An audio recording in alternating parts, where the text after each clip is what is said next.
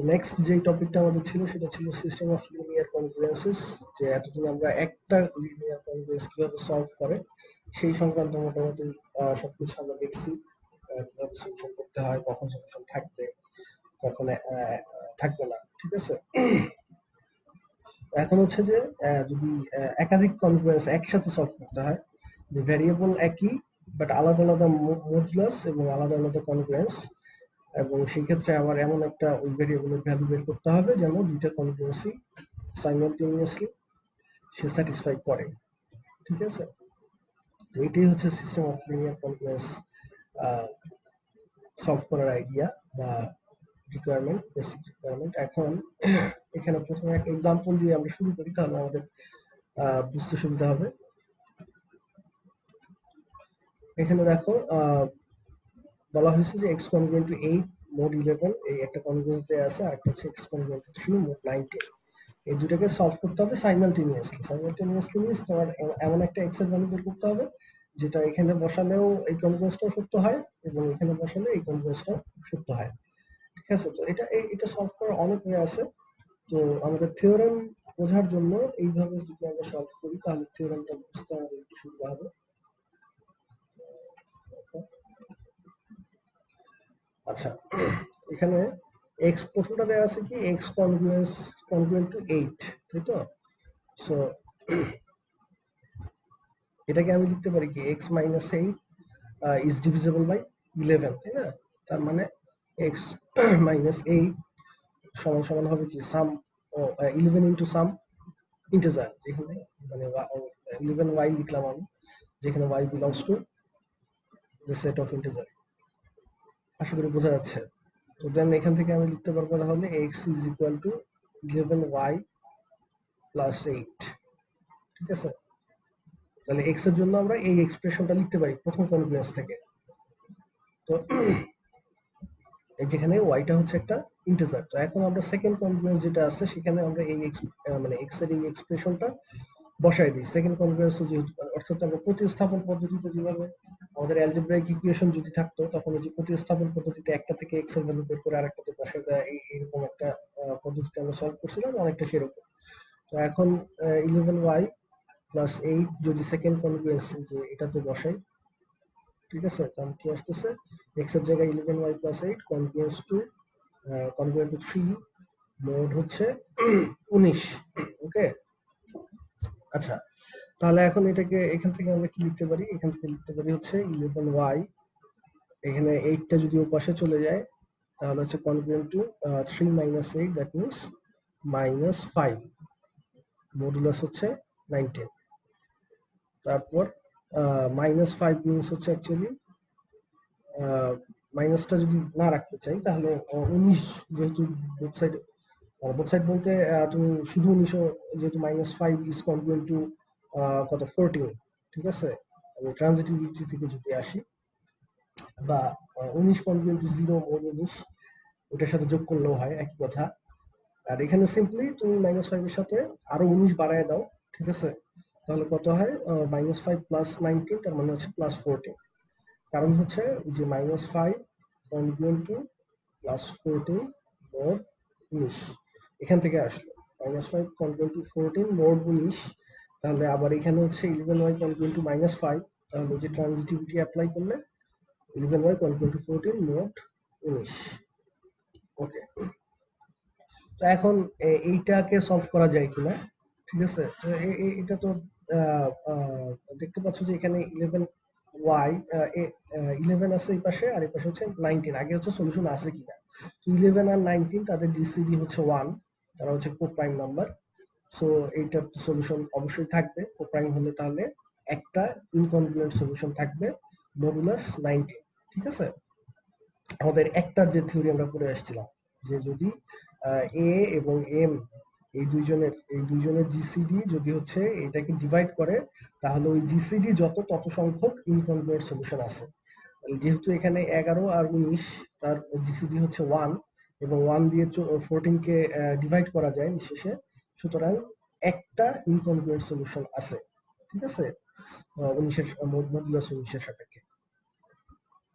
তাহলে এখন সেটা যদি তোমরা একটু সলভ করার জন্য তো আমি অনেক বলছি যে ইউক্লিডিয়ান অ্যালগরিদম এক্সটেন্ডেডটা অথবা ব্ল্যাঙ্কিনশিপস মেথড যে কোনোটা ইউজ করতে পারো।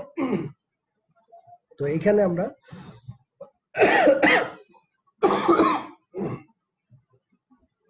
আচ্ছা সরি, যে কোনোটা দিয়ে তুমি সলভ করো বা ট্রায়াল অ্যান্ড এরর মেথডেও আমরা যদি যাই যে এমন একটা ওয়াই ভ্যালু বসাতে হবে যেন এই 11y থেকে 14 বিয়োগ করার পর 14 বিয়োগ করার পরে 19 দিয়ে ভাগ করা যায়। তো যদি একটু সিম্পল ক্যালকুলেশন করলেই দেখবা যে y এর ভ্যালু যদি 3 বসাই তাহলে হয়ে যাচ্ছে। 3 বসালে এখানে এখানে যদি আমি y 3 বসাই তাহলে 3 ইন্টু 11 কত 33, আর 33 থেকে যদি হচ্ছে 14 বাদ দেই তাহলে কত হয় 19, 19 কে 19 দিয়ে ডিভাইড করা যায়, তার মানে 33 is equal to 14 or 19, এই কথাটা ঠিক আছে।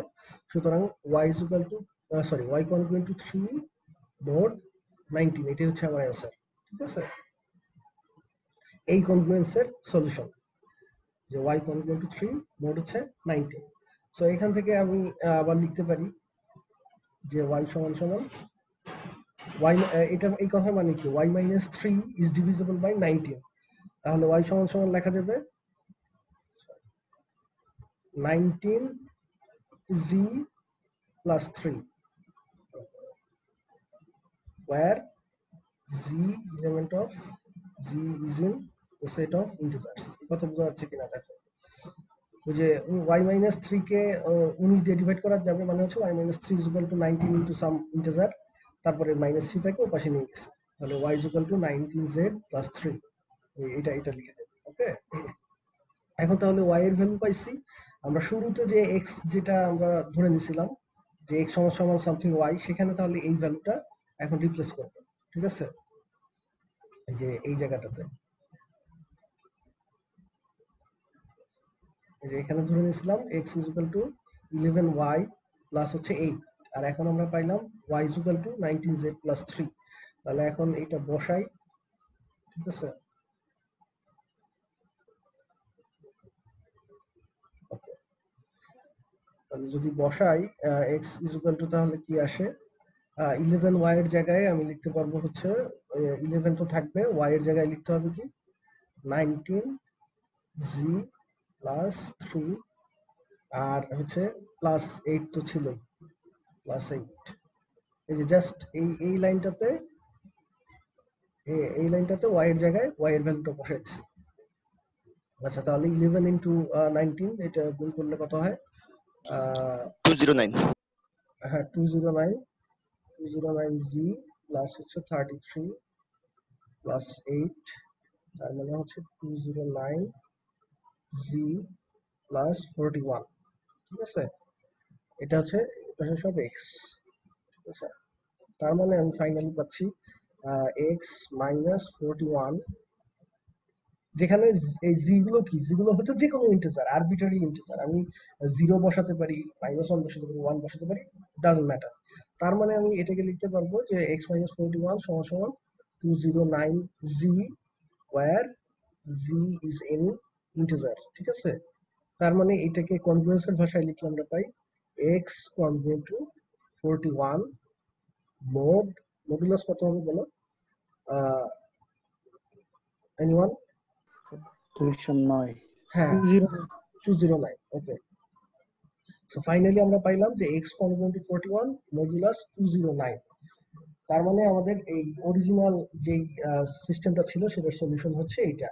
আসলে এটা হয় কিনা আমরা চেক করে দেখি। x is equal to 41 যদি বসাই আমাদের অরিজিনাল যেটা ছিল যে যেখানে x এখানে যদি 41 বসাই তাহলে 41 থেকে 8 বাদ দিলে হয় হচ্ছে 33 কে 11 দিয়ে ডিভাইড করা যায়, তার মানে প্রথমটা ঠিক আছে। এবং সেকেন্ডটাতে যদি 41 বসাই তাহলে 41 মাইনাস 3 হচ্ছে 38, তাহলে 38 ইজ ডিভিজিবল বাই 19, তার মানে সেকেন্ডটা আমার ঠিক আছে। এবং এখানে মজার ব্যাপার হচ্ছে আমাদের দেখো অরিজিনাল যে দুইটা কনগ্রুয়েন্স ছিল সেখানে মডুলাস ছিল হচ্ছে একটা ছিল 11 আর একটা ছিল 19, বাট ফাইনাল যে সলিউশনটা আমরা পাইছি ঠিক আছে সেটা কিন্তু সলিউশনটা হচ্ছে 41 পাইছি ঠিক আছে, কিন্তু সেটা মডুলাস হচ্ছে 209 এর সাপেক্ষে। ঠিক আছে, অর্থাৎ তুমি 209 করে করে বাড়বে বা কমবে, অর্থাৎ এই যে যেমন এখানে z এর ভ্যালু আমি যদি 0 বসাই তাহলে হচ্ছে 41 পাবো, z এর ভ্যালু যদি 1 বসাই তাহলে 209 প্লাস 41 কত আসে 200 আহ, আহ, 205 250 250, ঠিক আছে। তাহলে 200 এর পরের আরেক পরের সলিউশনটা হবে 250। 250 তুমি চাইলে ওইখানে বসায় দেখতে পারো, ঠিক আছে। এই জায়গাতে এখানে 250 বসায় চেক করে দেখতে পারো যে 250 থেকে 8 বাদ দিলে কত হয় 242। 242 কে 11 দিয়ে ডিভাইড করা যায় কিনা, ঠিক আছে। 242 কে 11 দিয়ে ডিভাইড করা যায়, অ্যান্সার হবে সম্ভবত কত 22 হবে, ঠিক আছে। ভাগফল 22 হবে। আর হচ্ছে এখানে 250 থেকে 3 বিয়োগ করলে হবে 247। 247 কে যদি হচ্ছে 19 দিয়ে ডিভাইড করি তাহলে কত হয় 13। 247, হ্যাঁ 13 হয়। আচ্ছা ঠিক আছে, তার মানে দুইটাই আমার ঠিক আছে। তুমি ওখানে তুমি 209 এর সাপেক্ষে তুমি 41, 209 যেহেতু মডুলাস, 41 কে তুমি 209 করে বাড়াও বা কমাও, এভাবে যতই করো তুমি দেখবে যে সবগুলোই সলিউশন হবে। বাট যদি তুমি হচ্ছে 209 না করে, যদি এখানে যে 11 আছে 19 আছে, যদি 11 করে বাড়াও বা 11 করে কমাও বা 19 করে বাড়াও কমাও, তাহলে দেখবে যে দুইটা একত্রে স্যাটিসফাই করবে না, ঠিক আছে। যেমন 41 সেটার সাথে যদি 11 যোগ করি, ঠিক আছে, তাহলে হবে 54, সরি 52। 52 থেকে তুমি 8 বাদ দিলে হয় 44, সেটা 11 দিয়ে ডিভিজেবল। বাট ওই 44 52 থেকে 3 বাদ দিলে যেটা হয় সেটা কিন্তু 19 দ্বারা ডিভিজেবল না, ঠিক আছে। 52 থেকে 3 বাদ দিলে হয় হচ্ছে 49, 49 তো 19 দ্বারা ডিভিজেবল না। সো এরকম আর কি। তাহলে আমরা দেখতে পাচ্ছি যে আমরা সলিউশন করা যাচ্ছে, কিন্তু সলিউশনটা হচ্ছে যে ওই দুই মডুলাস এর সলিউশনটা ওই দুই মডুলাসের সাপেক্ষে আসবে না, নতুন আরেকটা মডুলাসের সাপেক্ষে সলিউশনটা আসবে। এবং এখানে যদি আমরা খেয়াল করি যে এখানে 9 আর সরি 11 আর 19 এর গুণফল যেটা হয়েছিল 209, সেইটার সাপেক্ষে মডুলাসটা আসতেছে, নতুন মডুলাসটা। তো এটা ইন জেনারেল হচ্ছে অ্যাকচুয়ালি আসবে হচ্ছে যে এলসিএম, মানে এই মডুলাস যে দুইজন বা তিনজন যে যতজন থাকুক তাদের এলসিএম এর সাপেক্ষে সলিউশনটা আসবে। এলসিএম যত হবে সেটার সাপেক্ষে নতুন ফাইনাল সলিউশনটা আসবে। তো এখানে যেহেতু 11 আর 19 হচ্ছে কোপ্রাইম, এই কারণে 11 আর 19 এর গুণফল যা সেটা দিয়ে চলে আসছে, ঠিক আছে। যদি কোপ্রাইম না হইতো সেই ক্ষেত্রে আমাদের ওই এলসিএমটা আসলো। তো সেটা আমরা পরে দেখবো। আপাতত যেটা আমরা বুঝলাম যে এরকম দুটা সলিউশন থাকলে সলভ করা যেতে পারে। তো এখানে আরেকটা ব্যাপার হচ্ছে যে সলিউশন এখানে দেখো যে দুইটা কনগ্রুয়েন্সকে আমরা যদি আলাদা আলাদা করে চিন্তা করি, যে এই একটা কনগ্রুয়েন্স সেটা প্রথম এই কনগ্রুয়েন্সের সলিউশন আছে কিনা, এটা এই কনগ্রুয়েন্সের সলিউশন অবশ্যই আছে, কারণ এখানে হচ্ছে 1 আর এখানে হচ্ছে 11, 11 আর 1 এর জিসিডি হচ্ছে 1, সো সেটা দিয়ে 8 কে ভাগ করা যায়।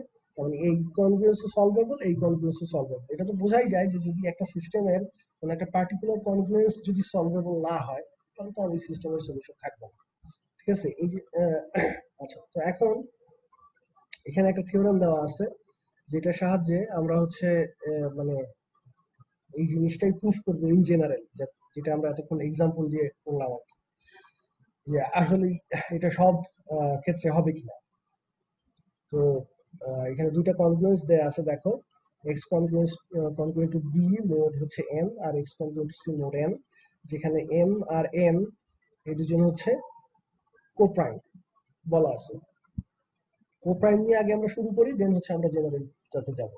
তো এম এন কোপ্রাইম হওয়ার পরে এখন আমাকে এখানে ওরা দাবি করছে থিওরেমে যে এই রকম যদি হয় তাহলে সেই ক্ষেত্রে এই দুটা কনগ্রুয়েন্সের একটা ইউনিক সলিউশন থাকবে modulo M M, M R N এর গুণফলের আহ, সাপেক্ষে, ঠিক আছে, মডুলাস এম এন এর সাপেক্ষে। তো দেখি এটা আমরা প্রুফ করি। একটু আগে আমরা যেরকম দেখলাম ওইভাবেই আসতেছে যে x congruent to B mod m, সেখান থেকে আমরা লিখতে পারবো x is equal to b plus m y, যেখানে y is an integer।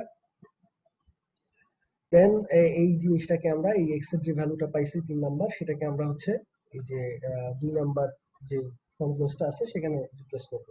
তাহলে এখানে রিপ্লেস করলে কি হবে my, আর ওই প্লাস b যেটা সেটাকে আমি সরাসরি ওর পাশে নিয়ে গেছি এক লাইনে। তাহলে my প্লাস b ছিল এখানে, প্লাস b টার পাশে চলে গেল, তাহলে my congruent to c minus b mod হচ্ছে n, জাস্ট রিপ্লেস করে যেটা পাইলাম।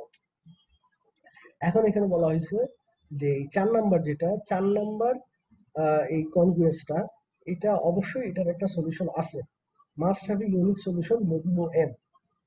প্রশ্ন হচ্ছে কেন, আমি কিভাবে বুঝলাম আমরা? স্যার এম আর এন হচ্ছে কোপ্রাইম এখানে, এই হ্যাঁ, কারণে। এক্স্যাক্টলি, এম আর এন হচ্ছে কোপ্রাইম, সো তাদের জিসিডি 1 এবং 1 দিয়ে সি মাইনাস বি তে ভাগ করা যাবে, তার মানে একটা ইনকনগ্রুয়েন্ট সলিউশন থাকবে মডুলো এন, এখানে যেহেতু মোড হচ্ছে এন। ওকে, দেন ধরলাম ওই সলিউশনটা হচ্ছে আমার, আমরা জানি যে আমাদের ওই যে মডুলার ইনভার্সের যে আইডিয়াটা, যে দুই পাশে যদি আমি এম এর মডুলার ইনভার্স মডুলো এন সেটা দিয়ে গুণ করে দেই, তাহলে এই পাশে এম আর এম স্টার, সে মডুলার ইনভার্সটাকে যদি আমি এম স্টার বলি, তাহলে এম স্টার দিয়ে গুণ করলে এই পাশে এম আর m star congruent to 1 mod n, তো এই পাশে আর এমটা থাকবে না, আর ডান পাশে ওই যে এম স্টার দিয়ে সি মাইনাস বি যে গুণ হবে সেটা তো থেকে যাবে। এম স্টার এম স্টারটা হচ্ছে এম এর মডুলার ইনভার্স মডুলো এন। এখন এম এর মডুলার ইনভার্স মডুলো এন যে থাকবে সেটার গ্যারান্টি কোত্থেকে আসতেছে? আমরা বুঝলাম যে মডুলার ইনভার্স তো সবসময় থাকবে না, ঠিক আছে? মডুলার ইনভার্স তখনই থাকবে যদি ওই যার যার সাপেক্ষে, যে মডুলাসের সাপেক্ষে তুমি যে সংখ্যাটার মডুলার ইনভার্স বের করতে চাচ্ছ, ধরো এ এর মডুলার ইনভার্স বের করতে চাচ্ছ মডুলো এম, তাহলে এ আর এম এর জিসিডি যদি 1 হয়, তখনই আমি কেবলমাত্র এ এর মডুলার ইনভার্স বের করতে পারবো মডুলো এম, যেখানে মডুলার ইনভার্সটা হচ্ছে এ স্টার, ঠিক আছে? তো এইখানে আমরা অলরেডি যে একই একই লজিক, যে এম আর এম যেহেতু কো প্রাইম, সুতরাং এম এর একটা মডুলার ইনভার্স পাওয়া যাবে এবং সেটা দিয়ে দুই সাইডে গুণ করে দিলে আমার ফাইনালি থাকবে Y conjugate to M star C minus B into C minus B, আর মডুলো হচ্ছে এম। আশা করি ক্লিয়ার। দেন হচ্ছে তারপরে এই কনজুগেন্সটাকে আবার আমি যদি হচ্ছে ওই যে ইকুয়েশন আকারে লিখি, তাহলে ওয়াই সমান লেখা যাবে M star C minus B plus হচ্ছে এন টি, যেখানে T belongs to the set of integers, ঠিক আছে? টি যে কোনো পূর্ণ সংখ্যা। এখন এই ওয়াই এর ভ্যালু আবার 3 তে রিপ্লেস করি, 3 তে রিপ্লেস করলে ফাইনালি আমরা পাচ্ছি এই এক্সপ্রেশনটা, এটা নিজেরাই মানে বসায় ইয়ে করলে পেয়ে যাবা বি প্লাস এই পুরো এক্সপ্রেশনটা আসলো। তাহলে এইটাই হচ্ছে আমার which is the general form of the solution of 1 and 2, এক আর দুই এর সলিউশন। তুমি চাইলে এই এক আর দুই স্যাটিসফাই করে কিনা এটাকে আবার এখানে বসায় দেখতে পারো, ঠিক আছে? যে এই যে এক্সপ্রেশনটা পাইছি, এটাকে আমি একে বসালে আমার left hand side right hand side ঠিক থাকে কিনা এবং দুইয়ে বসালে ঠিক থাকে কিনা এটা চেক করতে পারো। আচ্ছা, এখন আমরা ক্লেম করতেছি যে this solution is unique modulo mn। আমরা এখন সেকেন্ড পার্টটা প্রমাণ করতে হবে, যেটা ইউনিক এবং মডুলোটা হবে mn এর সাপেক্ষে। দেখি, ওকে, তাহলে ইউনিকনেস প্রমাণ করতে গেলে কি করতে হয়, যে আমাদের দুইটা সলিউশন ধরে নিতে হয়, দেখাতে হয় যে তারা আসলে সেম, ঠিক আছে? তো আমাদের এখানে দেখাতে হবে যে ওই মডুলো mn এর সাপেক্ষে সলিউশন দুইটা সেম, তাহলে এই বা কনগ্রুয়েন্ট। তো x is equal to p R x is equal to q both satisfy the system 1 and 2, আমরা ধরে নিলাম দুইটা সলিউশন, ঠিক আছে? তাহলে p congruent to q mod n এবং p congruent to q mod n এই দুইটা লাইন লেখা যাচ্ছে, কেন লেখা যাচ্ছে? এনিওয়ান?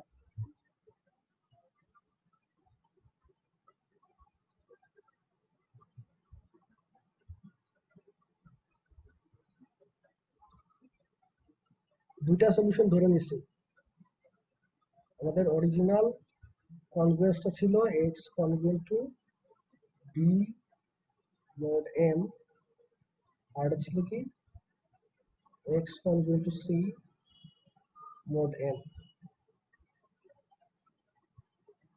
এখন আমি বলছি যে p এবং q দুজনই যদি এই সিস্টেমের সলিউশন হয়, ঠিক আছে, এই এই x অর্থাৎ x এর ভ্যালু p বসালেও এই সিস্টেমটা স্যাটিসফাই করে, x এর ভ্যালু q বসালেও এই সিস্টেমটা স্যাটিসফাই করে, তাহলে সেই ক্ষেত্রে এই এই দুটো কথা লেখা যাবে, এই সেকেন্ড লাইনের কথা দুটো লেখা যাবে। ট্রান্সভার্সের ওই ইয়ে থেকে এ বি বি সি তো এসি হ্যাঁ, ওখান থেকে ট্রানজিটিভিটি থেকে চলে আসে, কারণ আমি এখানে p বসালে পাবো p congruent to b mod হচ্ছে m, আবার x এর ভ্যালু p বসালে সিস্টেমটা স্যাটিসফাই করে, তার মানে দুই জায়গাতেই p বসালে ঠিক থাকবে, আবার x এর ভ্যালু দুই জায়গাতেই p বসালে হবে। এখন প্রথমটা থেকে আসবে p congruent to b mod m, আবার q বসালে q congruent to b mod m, ঠিক আছে? দ্যাট মিন্স আমি ট্রানজিটিভিটি অ্যাপ্লাই করলে p congruent to q mod m, ঠিক আছে? দেখো আমি কিন্তু এইখানে ডিটেইলস লিখি নাই, কারণ যাতে তোমাদের চিন্তা করতে হয়, পরীক্ষায় কিন্তু তোমরা ডিটেলস লিখে আসবা, এটা মুখস্থ করতে যায় না, ঠিক আছে? মানে হয়তো অনেকের মধ্যেই মানে আমরাও যখন নাম্বার থিওরি পড়ছি, বাট তোমাদের মধ্যেও অনেকে থাকতে পারে যে আসলে সব মুখস্থ করা লাগবে। মুখস্থ করা বলতে এখানে তুমি যদি না বুঝে জাস্ট, মানে কবিতা মানুষ যেমন মুখস্থ করে, আসলে কবিতাও তো বুঝে বুঝে মুখস্থ করে, অ্যাটলিস্ট লাইনগুলো মানে তো বোঝা যায়, ঠিক আছে? একেবারে না বুঝে কিছু মুখস্থ করে না, থ্রি ইডিয়টস এর ওই যে কি জানি চতুরের মতো, ঠিক আছে? ওইভাবে মুখস্থ করলে এটা অবশ্যই বার্ডেন হবে, সেটা নাম্বার থিওরি হোক আর যে কোনো কোর্সই হোক। সেটা যদি ওরকম না বুঝে একেবারে জাস্ট যা লেখা আছে টাইপ করে গেলাম, সেটা কি ঠিক লেখা আছে না ভুল লেখা আছে কিছুই জানি না, ওইভাবে মুখস্থ করতে গেলে ব্রেনের উপর প্রেশারও পড়বে এবং হচ্ছে জিনিসটা বোরিংও লাগবে। কিন্তু বুঝে বুঝে পড়লে তো আমার মনে হয় না যে খুব বেশি মুখস্থ করার দরকার হয়। যদি আইডিয়া গুলো যদি, যে কিভাবে আমি একটা কনক্লুশন থেকে আরেকটা কনক্লুশনে যাচ্ছি, আমার টার্গেট কি, আমার টার্গেট এটা প্রমাণ করতে হবে, তাহলে আমি যে জিনিসগুলো জানি সেটা ইউজ করে কিভাবে কিভাবে স্টেপ বাই স্টেপ যাচ্ছি, এভাবে চিন্তা করে পড়লে তো আমার মনে হয় না যে খুব বেশি জিনিস মাথায় রাখা লাগে বা একেবারে ওয়ার্ড বাই ওয়ার্ড মুখস্থ করা লাগে, ঠিক আছে? আচ্ছা, যাই হোক। তো এখন তাহলে আমরা এই যে দুইটা যেহেতু লিখতে পারতেছি, P congruent to Q mod M, আর এটা হচ্ছে P congruent to Q mod N, এই দুইটা যেহেতু লেখা যাচ্ছে, তো এই দুইটা থেকে পরের লাইনে আমি দেখো লিখে দিচ্ছি p congruent to Q mod m n. তাহলে এটা তো ওই যে আমাদের একটা থিওরেম ছিল, অনেক আগে পড়েছিলাম যে A congruent to B mod M, A congruent to B mod N, অনেকগুলো মডুলাস যদি থাকে তাহলে A congruent to B modulus তাদের এলসিএম লেখা যাবে, ঠিক আছে? তো এখানে এম এন যেহেতু কো প্রাইম, সো এলসিএম মানে হচ্ছে এম আর এন এর গুণফল, তো ওখান থেকে চলে আসতেছে, ঠিক আছে?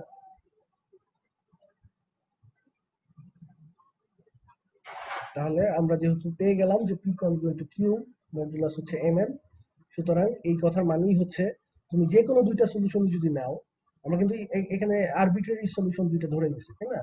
তো যে কোনো আরবিট্রারি দুইটা সলিউশন মিলি তুমি পেয়ে যাবা যে তারা আসলে একজন আরেকজনের সাথে কনগ্রুয়েন্ট মডুলো এম এন, ঠিক আছে? যে এম আর এন এর গুণফলের সাপেক্ষে তারা একজন আরেকজনের কনগ্রুয়েন্ট। তাহলে এই সিস্টেমের যত সলিউশন আছে সব সলিউশনই আসলে একজন আরেকজনের কনগ্রুয়েন্ট মডুলো এম এন। আর যদি ইনকনগ্রুয়েন্ট বলি, যে ইনকনগ্রুয়েন্ট সলিউশন কয়টা আছে, তাহলে সেই ক্ষেত্রে এই মডুলো এম এন এর সাপেক্ষে ইনকনগ্রুয়েন্ট তাহলে একটাই আছে, ঠিক আছে? এর বাইরে তো আর মানে এমন কোনো সলিউশন পাওয়া সম্ভব না যারা এই এম এন এর সাপেক্ষে একজন আরেকজনের ইনকনগ্রুয়েন্ট, এটা হবে না, ঠিক আছে? তাহলে এই জন্য ইনকনগ্রুয়েন্ট সলিউশনটা ইউনিক, এই কথাটাই এখানে লেখা হচ্ছে। Thus, any two solutions of the system are congruent modulo m, hence the solution is unique modulo m. কারো কোনো কোশ্চেন আছে এই পর্যন্ত?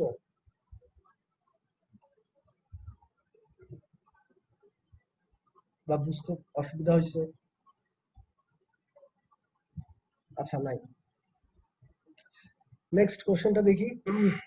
এখানে একটা কোশ্চেন দেওয়া আছে, এই কোশ্চেনটা অ্যাকচুয়ালি একটা অনেক পুরাতন একটা বই থেকে নেয়া, যেটা হচ্ছে, যেটার নাম হচ্ছে কি, এটা তো আসলে চাইনিজ ভাষা, আমি তো আর চাইনিজ পারি না।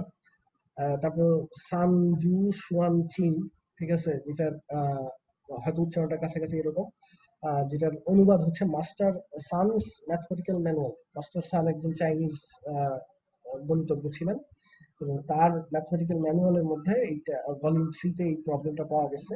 প্রবলেমটা কিন্তু দেখো অনেক আগের, অনেক আগের বলতে এডি 300, অর্থাৎ এডি মানে কি?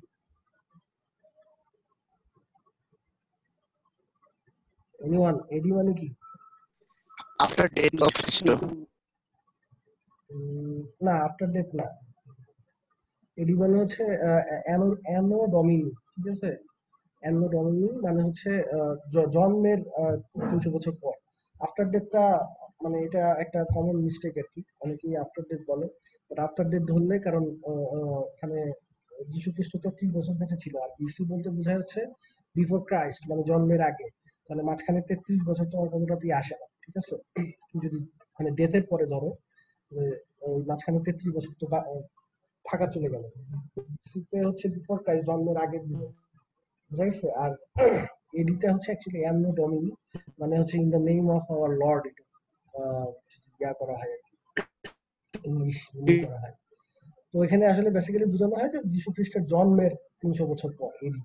আর বিসিটা সাধারণত এইভাবে লেখা হয়, যদি এভাবে মানে বিসিটা লেখা হয় সাধারণত ইয়ারের পরে। এগুলো কনভেনশন 300 বিসি মানে হচ্ছে যীশু খ্রিস্টের জন্মের 300 বছর আগে। আচ্ছা যাই হোক, তো এটা হচ্ছে তার মানে 300 খ্রিস্টাব্দ, 300 খ্রিস্টাব্দে এই বইটা লেখা, এবং ওখানে এই প্রবলেমটা ছিল। তো প্রবলেমটা কি, যে আমাদের কাছে কিছু সংখ্যক জিনিস আছে, যে জিনিসটা হচ্ছে কত আমরা এক্স্যাক্টলি জানি না, বাট আমরা যদি তিনটা তিনটা করে কাউন্ট করি, if you count them by 3, মানে হচ্ছে তিনটা তিনটা করে কাউন্ট করি, তাহলে দুইটা বাকি থেকে যায় লাস্টে। আর যদি পাঁচটা পাঁচটা করে কাউন্ট করি, তাহলে শেষ পর্যন্ত তিনটা বাকি থেকে যায়। আর যদি হচ্ছে সাতটা সাতটা করে কাউন্ট করি, তাহলে শেষ পর্যন্ত দুইটা বাকি থেকে যায়। তাহলে হাউ মেনি থিংস আর দেয়ার, ঠিক আছে, তাহলে কয়টা জিনিস বাকি আছে, মানে এটা টোটাল আছে, এটা আমাকে বের করতে হবে। তাহলে এটা অ্যাকচুয়ালি কনগ্রুয়েন্স দিয়ে আমরা ইজিলি সলভ করতে পারি, কনগ্রুয়েন্সের ভাষায়। তো সলিউশনটা পরে আসতেছি। এখন আমাদের এখানে, আচ্ছা সলিউশন যাওয়ার আগে আমি সিস্টেমটা একটু ডেভেলপ করি। এটাকে আমরা ম্যাথমেটিক্যালি কিভাবে সিস্টেম আকারে লিখতে পারি, যে ধরে নিলাম আমাদের হচ্ছে এক্স সংখ্যক জিনিস আছে, তাহলে এক্স সংখ্যক জিনিসকে আমি যদি তিনটা তিনটা করে কাউন্ট করি, তাহলে কয়টা বাকি থাকে, দুইটা বাকি থাকে। তার মানে এক্স থেকে দুইটা বিয়োগ করে আমি হচ্ছে যেই সংখ্যাটা হবে সেটাকে 3 দিয়ে ডিভাইড করা যাবে, মানে 3 ডিভাইডস এক্স মাইনাস 2, যেহেতু দুইটা বাকি থাকে তিনটা তিনটা করে গুণ। তার মানে এই কথাটার মানে হচ্ছে x is congruent to 2 mod 3, ঠিক আছে। একইভাবে পরের যেটা আছে, যে পাঁচটা পাঁচটা করে কাউন্ট করলে তিনটা বাকি থাকে, তাহলে সেখান থেকে আসলে কনগ্রুয়েন্স আকারে লিখলে দেখা যাবে এক্স কনগ্রুয়েন্ট টু 3 মোড হচ্ছে 5। আর সাতটা করে কাউন্ট করলে, যেহেতু হচ্ছে কয়টা বাকি থাকে, পাঁচটা বোধহয় ছিল, এক্স কনগ্রুয়েন্ট টু 5 মোড হচ্ছে 7। তাহলে দেখো এটা হচ্ছে আমাদের একটা সিস্টেম অফ ওই যে কনগ্রুয়েন্স আসলো, লিনিয়ার কনগ্রুয়েন্স, যেখানে আমার কনগ্রুয়েন্স হচ্ছে তিনটা, আমরা দুইটার জন্য থিওরেম করছি। তাহলে আমাদের এখন আসলে এই জিনিসটাকে আর সংখ্যক বা এন সংখ্যক যেটাই বলে, যে অনেক ইন জেনারেল আর সংখ্যক কনগ্রুয়েন্সের জন্য এটাকে থিওরেমটাকে জেনারেলাইজ করতে হবে। বেশি সংখ্যক থাকলে তাহলে কি হবে, তাহলে আমরা এই সিস্টেমটা সলভ করতে পারবো। ওকে, আচ্ছা এখানে একটু ভুল হয়েছে, লাস্টেরটা দুইটা ছিল, সাতটা সাতটা করে নিলে দুইটা ছিল, লিখছি এটা, তাহলে দুই হবে। ওকে,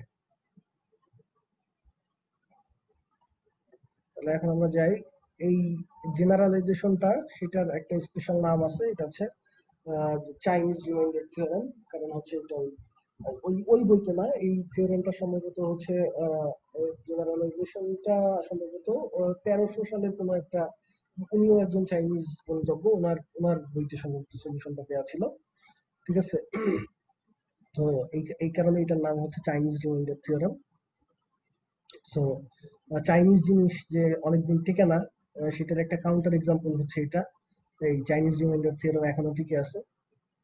আচ্ছা, তো আমরা দেখি এই থিওরেমটা কি বলতেছে, যে আর সংখ্যক pair wise coprime positive integer দেওয়া আছে, অর্থাৎ m1 m2 এরা তুমি যে কোনো দুইটা যদি নাও, m1 আর m2 তার জিসিডিও 1, m2 এর সাথে m3 বা m2 এর সাথে mr বা m1 এর সাথে mr, যে যতভাবে দুইটা দুইটা করে পেয়ার করা সম্ভব, তুমি যদি পেয়ার করো তাহলে ওই দুজনের জিসিডি 1 পাওয়া যাবে। এরা সবাই এই জন্যই আমরা বলতেছি pairwise coprime positive integers. আর a1 a2 ar এদের নিয়ে কোনো মানে রেস্ট্রিকশন নাই, এরা যে কোনো ইন্টিজার, ঠিক আছে। তখন আমাদের যদি এরকম একটা সিস্টেম দেয়া থাকে, যে x congruent to a1 mod m1, x congruent to a2 mod m2 up to x congruent to ar mod mr, তাহলে এই সিস্টেমের একটা ইউনিক সলিউশন থাকবে মডুলো m, যেখানে এই ক্যাপিটাল এমটা সমান সমান হচ্ছে এই সবগুলো মডুলাসের গুণফল, ঠিক আছে। সবগুলো মডুলাস গুণ করে যে সংখ্যাটা হবে সেইটার সাপেক্ষে, সেই মডুলাসের সাপেক্ষে একটা ইউনিক সলিউশন থাকবে এই সিস্টেমে। তো এটার প্রুফটা হচ্ছে রোজনের বইতে 162 নম্বর পেজে দেখবা, অন্য বইতেও আছে, বাট জাস্ট গুগল সার্চ দিলেও হবে চাইনিজ থিওরেমের প্রুফ, কনস্ট্রাকটিভ একটা প্রুফ। অ্যাকচুয়ালি এই প্রুফটা হচ্ছে অলরেডি, মানে আমরা কিভাবে সলিউশনটা শুধু যে আছে সলিউশন তা দেখাবে না, সলিউশনটা কিভাবে বের করতে হয় সেটাও ওই থিওরেমের মধ্যেই দেয়া আছে, ঠিক আছে। কনস্ট্রাকটিভ প্রুফ বলে এটাকে, ঠিক আছে, সলিউশনটা কনস্ট্রাক্ট করেই আমরা প্রুফ করি। যে তোমার m1 m2 up two mr এর ভ্যালু যাই হোক, তুমি অলওয়েজ একটা সলিউশন কনস্ট্রাক্ট করতে পারবা, ঠিক আছে, যে সলিউশনটা মডুলো m এর সাপেক্ষে ইউনিক হবে। তো প্রুফটা নিজেরা দেখবা, যদি কারো কোনো বুঝতে অসুবিধা হয় তাহলে অবশ্যই জানাবা। এখন আমরা হচ্ছে স্টেপ গুলো দেখি যে কিভাবে একটা মানে ম্যাথ সলভ করতে গেলে আমরা চাইনিজ ইউনিট থিওরেমটা অ্যাপ্লাই করব। স্টেপ গুলো কি? প্রথম স্টেপ, স্টেপ 0, ঠিক আছে, যে এটা সবসময় তোমরা ভুলে যাও, স্টেপ 0 এর জন্য তো এটা বলা যাবে না, এটা লাল কালিতে লিখছে দেখো, যে check whether the moduli are pairwise coprime. আগে তোমাকে চেক করতে হবে যে তোমার ওই সিস্টেমের যতগুলো মডুলাস আছে তারা সবাই পেয়ার ওয়াইজ, সবাই যতভাবে পেয়ার করা যায় সবগুলো চেক করতে হবে, ঠিক আছে। আবার দুই একটা বাদ দিয়ে দিও না পসিবল পেয়ার, ঠিক আছে। সবগুলো যদি এরকম পেয়ার ওয়াইজ কোপ্রাইম হয় তখনই আমরা শুধুমাত্র সিআরটি অ্যাপ্লাই করতে পারবো, আদারওয়াইজ নট অ্যাপ্লিকেবল, তখন আমাদের অন্য মেথডে করতে হবে। আচ্ছা, দেন হচ্ছে প্রথম কাজ হচ্ছে এই ক্যাপিটাল এমটা ক্যালকুলেট করা, যেটা হচ্ছে এই সবগুলো মডুলাসের গুণফল। এরপর হচ্ছে আমরা কতগুলো নতুন number capital M1, capital M2, capital MR এগুলো ক্যালকুলেট করবো। এগুলো কিভাবে ক্যালকুলেট করবো? এগুলো হচ্ছে যে ক্যাপিটাল যে এমটা বের করছি সবগুলো গুণ করে সেগুলোকে এই ছোট ছোট মডুলাস দিয়ে ভাগ করে দিব। যে মডুলাস দিয়ে ভাগ করতেছি ওই দামটাও সেই মডুলাসের মতোই দিচ্ছি, জাস্ট বড় হাতের অক্ষর দিচ্ছি। যে মডুলাস M1, ছোট M1 দিয়ে যখন এমটাকে ভাগ করতেছি ওটার নাম দিচ্ছি ক্যাপিটাল M1, ঠিক আছে। একইভাবে ছোট M2 দিয়ে ভাগ করে ওটার নাম দিচ্ছি ক্যাপিটাল M2 আপ টু এই MR পর্যন্ত এই কাজটা করতে হবে। তাহলে আমরা নতুন আরো আর সংখ্যক ক্যাপিটাল M পাইলাম, ঠিক আছে, ক্যালকুলেট করে। এরপর এই যে নাম্বারগুলো আমরা পাইছি M1, capital M2, capital M1, capital up to MR, এইগুলোর মডুলার ইনভার্স বের করতে হবে, ঠিক আছে। মডুলার ইনভার্স বের করতে হবে কোন মডুলার সাপেক্ষে?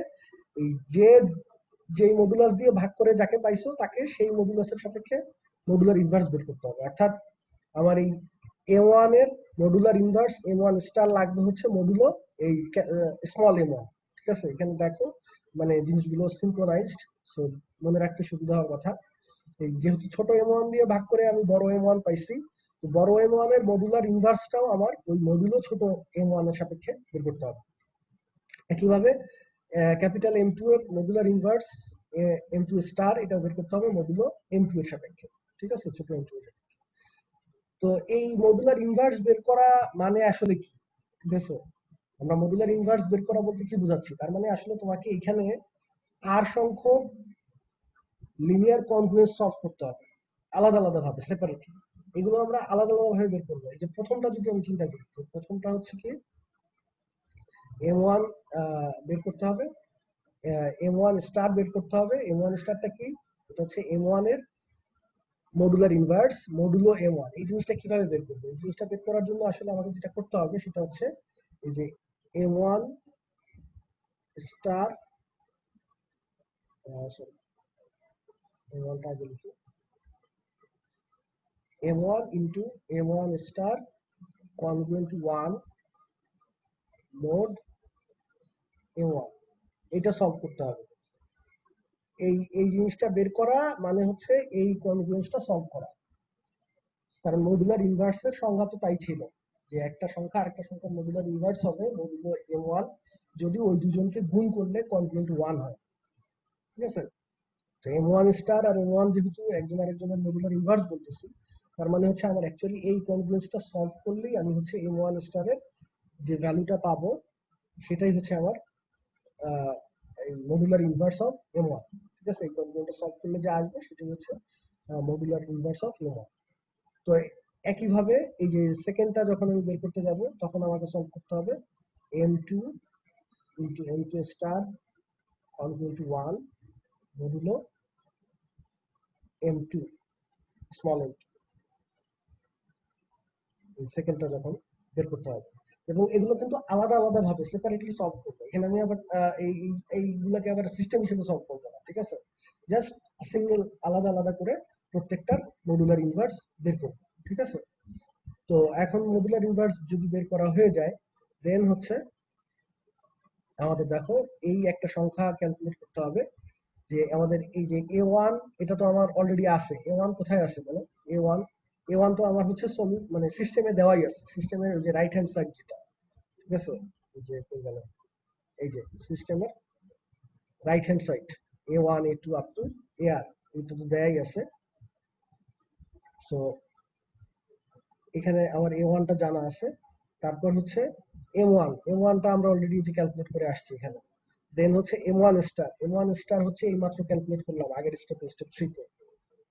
তো তার সাথে এই তিনটাকে গুণ করতে হবে, গুণ করে প্লাস আবার A2 M2 স্টার এইভাবে আর পর্যন্ত সবগুলো এরকম গুণ করে তারপরে যোগ করতে হবে, যোগ করে সেটা মোড M অর্থাৎ আমাদের এই যে ক্যাপিটাল M ছিল সেই সংখ্যাটাকে সেই ক্যাপিটাল M এর সাপেক্ষে মোড করতে হবে, অর্থাৎ কি রিমাইন্ডার বের করতে হবে। ঠিক আছে, এই সংখ্যাটা ধরো ক্যাপিটাল M যদি তোমার হয় 100 আর এই সংখ্যাটা এই গুণ টুন করে যোগ করার পর যদি আসে 240 তাহলে 240 মোড 100 বের করতে হবে। তার মানে হচ্ছে 240 কে 100 দিয়ে ভাগ করলে রিমাইন্ডার কত থাকে সেটা হচ্ছে 40 থাকে। ঠিক আছে, সেটাকে আমি বললাম ধরে নিলাম যে এটা হচ্ছে আমার S। then the solution of the system is given by x congruent to s modulo যে ক্যাপিটাল M। আমরা বলছিলাম যে সিস্টেমের সলিউশনটা কি হবে, মৌলিক হবে মডুলো ওই ক্যাপিটাল M, যেখানে ক্যাপিটাল M টা হচ্ছে এই সবগুলো মডুলাসের গুণফল। তাহলে এই জন্য ফাইনালি সলিউশনটা আমার এই ফর্মেই লিখতে হবে, যে এই ফর্মেই লিখতে হবে যে x congruent to s modulo হচ্ছে ক্যাপিটাল M। ঠিক আছে, একটা এক্সাম্পল দিলে আশা করি আরেকটু ক্লিয়ার হবে ব্যাপারটা।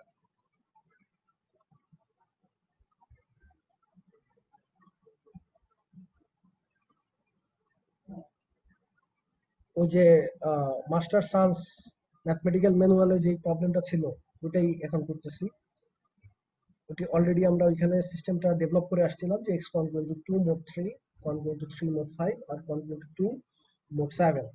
তাহলে এখানে আমরা প্রথমে যেটা স্টেপ 0 চেক করতে হবে যে মডুলাস গুলো পেয়ার ওয়াইজ কো প্রাইম কিনা। তো এখানে 3 আর 5 এই দুজনকে যদি নেই তারা পেয়ার ওয়াইজ কো প্রাইম। একইভাবে 3 আর 7 যদি নেই এটাও পেয়ার ওয়াইজ কো প্রাইম। তারপরে হচ্ছে 5 আর 7 যদি চেক করি এটাও পেয়ার ওয়াইজ কো প্রাইম, আর তো পেয়ার করা সম্ভব না। ঠিক আছে, তো যেহেতু সবাই পেয়ার ওয়াইজ কো প্রাইম সুতরাং আমাদের সিআরটি ইজ অ্যাপ্লিকেবল। এখন নেক্সট স্টেপ যে এই সবগুলো মডুলাস গুণ করে ক্যাপিটাল এমটা বের করতে হবে, সেটা বের করলাম 105। তারপরে সেকেন্ড স্টেপ যে ক্যাপিটাল M1 সমান সমান হচ্ছে capital M divided by small m1। এখানে আবার এই যে 3 হচ্ছে স্মল m1, 5 হচ্ছে স্মল m2 আর 7 হচ্ছে স্মল m3। ঠিক আছে, তারপরে একইভাবে M1 আসলো 35, M2 আসলো 21, M3 আসলো 15। এখন আমার কি করতে হবে, find the modular inverses M1 star M2 star M3 star by solving the congruences. তাহলে M1 স্টার যখন আমি বের করতে চাচ্ছি, M1 স্টার হচ্ছে কার মডুলার ইনভার্স, M1 এর। ঠিক আছে, যে M1 স্টার, তাহলে সেটা বের করার জন্য আমার যেটা লাগবে যে যেই কনগ্রুয়েন্সটা সলভ করতে হবে সেটা হচ্ছে M1 into M1 star congruent to 1 modulo হচ্ছে স্মল m1।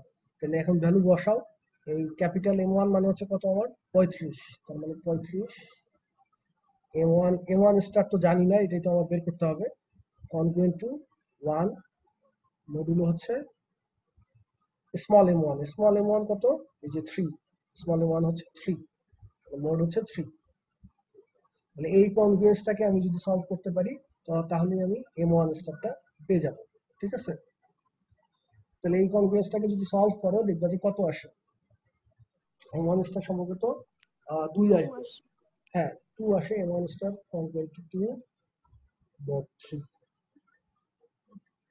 2 দিলে এখানে 35 দুগুণা 70, 70 মাইনাস 1 হচ্ছে 69, 69 ইজ ডিভিজিবল বাই 3। ওকে, তো সিমিলার ভাবে M1 স্টার বের করে ফেলছি যেভাবে, সেরকম ভাবে M2 স্টারও বের করবা, M3 স্টারও বের করবা।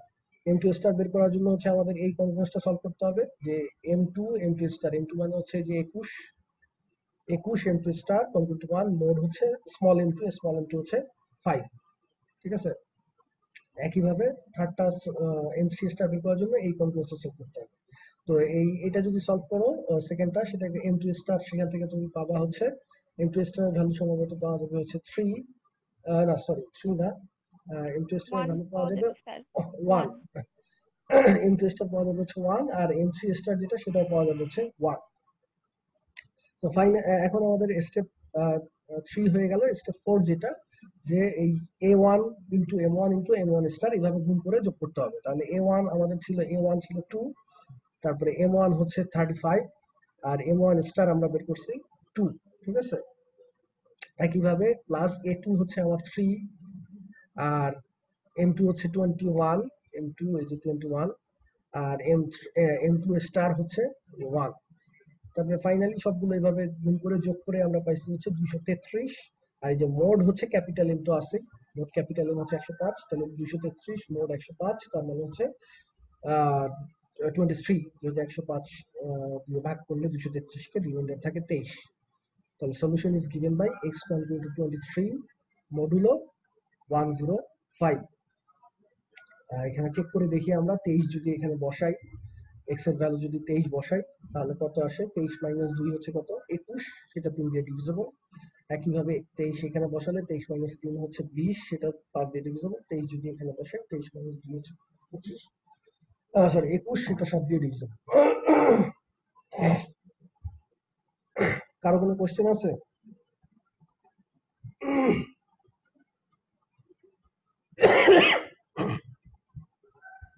হ্যালো, তোমরা কি মোটামুটি ক্লিয়ার চাইনিজ রিমাইন্ডার থিওরেমটা? জি স্যার। হ্যাঁ বলো আব্দুর রহমান, তোমার কথা শোনা যাচ্ছে না।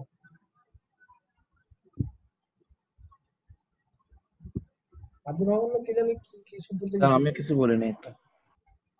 আচ্ছা, কে জানি কি বলতে গেল, মনে হলো যে কেটে গেল। ক্লিয়ার স্যার, এটা বলতে আর কি। ও, আচ্ছা ঠিক আছে।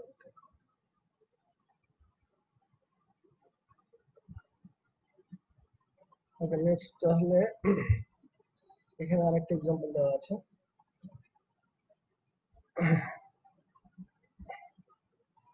What are the last two digits of 1549 to the power 24,531?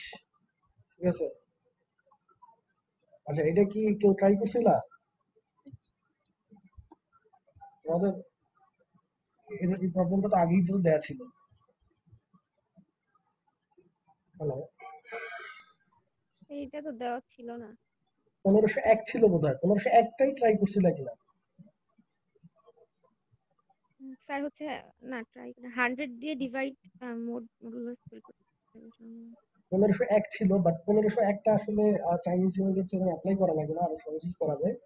সেজন্য আমি 1501টা চেঞ্জ করে দিয়েছি। 1501টাও কেউ ট্রাই করছিল কিনা? কি বাবা, একজনও ট্রাই করো নাই? অনেক বিজি। এক সপ্তাহ কি, এটা তো মনে হয় হ্যাঁ 1 সপ্তাহ আগে দেওয়া।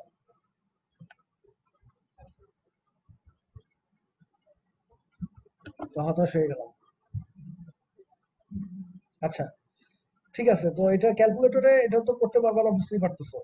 ঠিক আছে, ক্যালকুলেটরে তো এটা সম্ভব না। ইভেন ম্যাথমেটিকে তো এটা আসবে না মনে হয়। ম্যাথমেটিকা বা হচ্ছে ম্যাথলেবে আসবে না। আহ, মানে ইন্টিজার ফর্মে দেখাবে না, দেখাবে হচ্ছে সাইন্টিফিক ফর্মে অ্যাপ্রক্সিমেশন দেখাবে। এবং মানে হিউজ পরিমাণ মেমোরি না হলে আদারওয়াইজ এটা ইন্টিজার হিসেবে কখনোই আসবে না, কোনো কম্পিউটারেও আসবে না বা হচ্ছে ক্যালকুলেটরেও আসবে না। বাট এটা আমরা সিআরটি দিয়ে খুব ইজিলি সলভ করে ফেলতে পারি। ঠিক আছে, এখন এখানে একটা হিন্টস দেওয়া আছে, সেটা হচ্ছে আমাদের এই সিস্টেমটা সলভ করতে হবে। তো এটা কিভাবে আসে, কারো কোনো আইডিয়া? যে এখানে আসলে তো বের করতে বললো হচ্ছে যে এই বিশাল নাম্বারটার লাস্ট 2টা ডিজিট, এখানে আমি এই সিস্টেম কেন সলভ করবো? স্যার 100 দিয়ে ভাগ করলে তো লাস্ট দুই ডিজিট পাওয়া যায়, আর এখানে 4 আর 25 নিছে, কারণ ওই 100 স্যার 100 পাওয়া যায় 4 আর 25 কে গুণ করলে। হ্যাঁ এক্স্যাক্টলি, ঠিক আছে। ওকে ঠিক আছে, এটাই হচ্ছে আমাদের আইডিয়া, যে আমরা অ্যাকচুয়ালি জানতে চাচ্ছি লাস্ট 2 ডিজিট। তো লাস্ট 2 ডিজিট আমরা ওই যে থিওরেম প্রমাণ করতে দিয়েছিলাম, যে কোনো একটা সংখ্যাকে যদি হচ্ছে তুমি 100 মোড করো, মোড 100 করো, তাহলে তার লাস্ট 2টা ডিজিট পাওয়া যায়। এটা কিন্তু আমরা এক্সারসাইজ দিচ্ছি, তো ওই জিনিসটা এখন কাজে লাগাচ্ছি। ঠিক আছে, লাস্ট 2 ডিজিট যেহেতু বের করতে হবে, তার মানে হচ্ছে আমার মোড 100 লাগবে। তো আমি যদি এই জিনিসটা বের করতে পারি, যে ধরে নেই যে এক্স হচ্ছে আমার সেই লাস্ট ডিজিট, দুইটা ডিজিট, তার মানে আমি চাচ্ছি এইটার সলিউশন যে x congruent to 1549 to the power 24,531 mod হচ্ছে 100। এই জিনিসটাকে আমরা হচ্ছে সলভ করতে চাই, ঠিক আছে? এটাকে যদি সলভ করতে পারি তাহলে যে এক্সট্রা আসবে ওটাই হচ্ছে আমার লাস্ট টু ডিজিট, বুঝা গেছে? তো এখন এইটাকে আমি যদি সরাসরি আসলে, এটা তো আমার একটা কনফিউজ দেয়া আছে, বাট এই পাশে নাম্বারটা তো এত হিউজ, এটা আসলে ডিরেক্টলি করাটা খুব ডিফিকাল্ট। কারণ এখানে যদি হচ্ছে আমি আগে যেটা দিছিলাম তোমাদের 1501, ওইটা থাকলে ইজিলি করা যেত। এনিওয়ান কেন বলতে পারবা যে কেন ইজিলি করা যেত?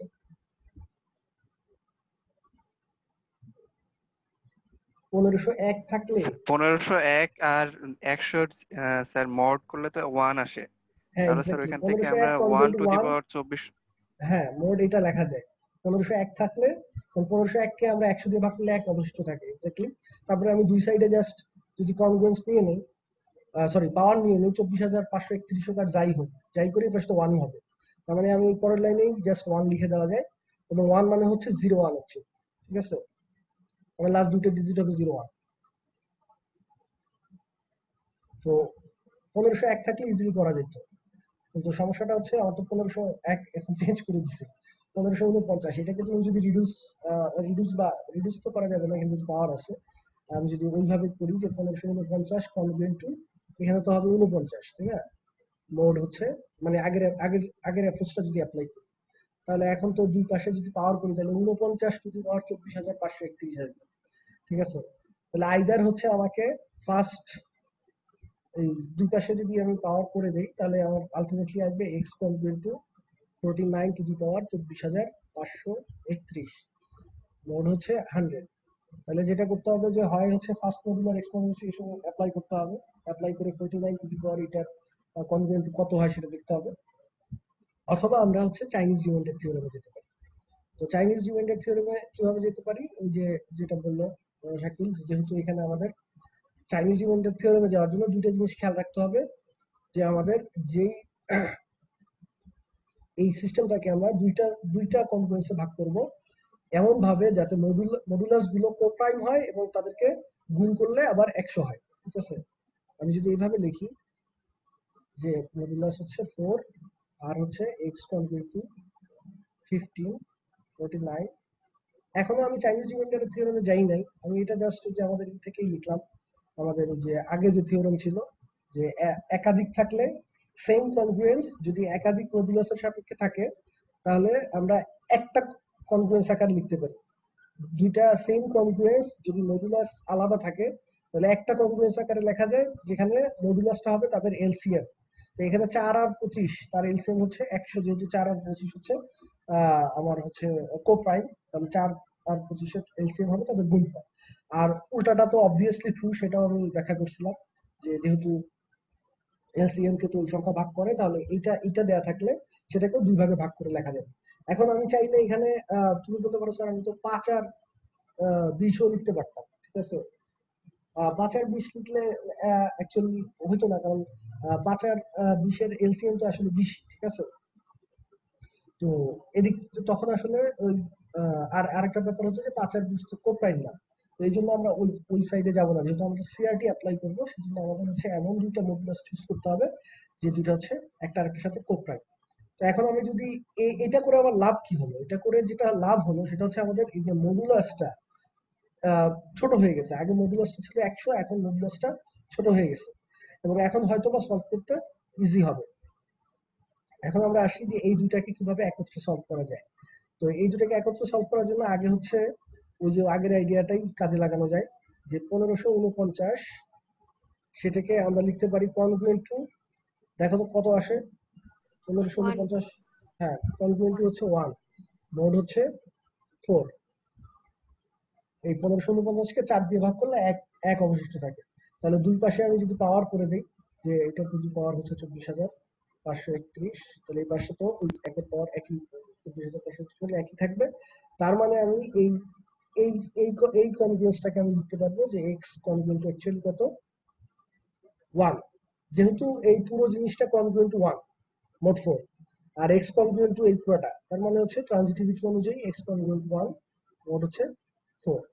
একইভাবে সেকেন্ড যেটা আসে, সেকেন্ডটা থেকে লিখতে পারবো, দেখি এটা কত লিখতে পারবো বলো দেখি। -1। স্যার -1। হ্যাঁ, কারণ 1550 কে 25 দিয়ে যদি ভাগ করা হয় তাহলে হচ্ছে মানে 1550 হচ্ছে ডিভিজিবল, তাহলে -1 congruent to 1550 congruent to -1 mod হচ্ছে 25। আমরা দুই পাশে পাওয়ার করলে তাহলে -1, এটা যেহেতু একটা পাওয়ারটা হচ্ছে কি একটা অড নাম্বার, -1 এর পাওয়ার অড সংখ্যক করলে -1 থাকবে, মোড হচ্ছে 25। এটা আশা করি ক্লিয়ার সবাই। তার মানে আলটিমেটলি আমার এই দুইটা সলভ করা যে কথা, এই দুইটা সলভ করাও একই কথা। এখন এই দুটাকে আমি সলভ করবো কিসের সাহায্যে? সাইমালটেনিয়াসলি সলভ করতে হবে। তাহলে এই দুটাকে আমার সিআরটি অ্যাপ্লাই করে সলভ করবো। যেহেতু এখানে 4 আর 5 মডুলাস গুলো coprime pairwise, CRT is applicable. এখন সিআরটি অ্যাপ্লাই করতে গেলে কি করতে হবে? প্রথমে ক্যাপিটাল এম বের করতে হবে। ক্যাপিটাল এম কত? 4 × 25। ক্যাপিটাল এম হচ্ছে 100। দেন হচ্ছে ক্যাপিটাল M1 সমান সমান কি? এই ক্যাপিটাল এম মানে হচ্ছে 100 ডিভাইডেড বাই ছোট m1। ছোট m1 হচ্ছে কত? 4। তার মানে হচ্ছে 25। আর m2, ক্যাপিটাল m2 হবে হচ্ছে 100 ডিভাইডেড বাই আমার এখানে ছোট m2। ছোট m2 হচ্ছে কত? 25। 25 দিয়ে যদি ডিভাইড করি তাহলে কত আসে? 4। এরপরের স্টেপ কি? ক্যাপিটাল M1 M2 বের হয়ে গেলে এরপরে এদের মডুলার ইনভার্স বের করতে হবে। তার মানে হচ্ছে আমার m1 স্টার লাগবে। m1 স্টার বের করতে হবে থেকে m1 × m1 star congruent to 1 modulo small m1। Modulo small m1। তার মানে আমি যদি হচ্ছে সংখ্যাগুলো বসায় দিই তাহলে এখানে বলবো হচ্ছে 25। m1 মানে হচ্ছে 25 congruent to m1 star, sorry 25 m1 star congruent to 1 modulo small m1। Small m1 হচ্ছে কত? 4। এখন এটাকে সলভ করো, সলভ করলে কত আসে বলো? m1 স্টার ভ্যালু কত আসে? হ্যাঁ সুজিত, কত আসে? স্যার 1। 1। তাহলে এটাকে সলভ করলে আমরা পাচ্ছি m1 star is equal two 1 mod হচ্ছে 4। একইভাবে m2 স্টার বের করার জন্য আমাদের সলভ করতে হবে m2 × m2 স্টার। তার মানে 4 × m2 এর ভ্যালু হচ্ছে 4, m2 × m2 star congruent to 1 modulus হচ্ছে কত? Small m2। স্মল m2 কত? স্মল m2 হচ্ছে 25। মডুলাস হচ্ছে 25। তাহলে এটাকে সলভ করলে কত আসে বলো? m2 স্টার কত আসে?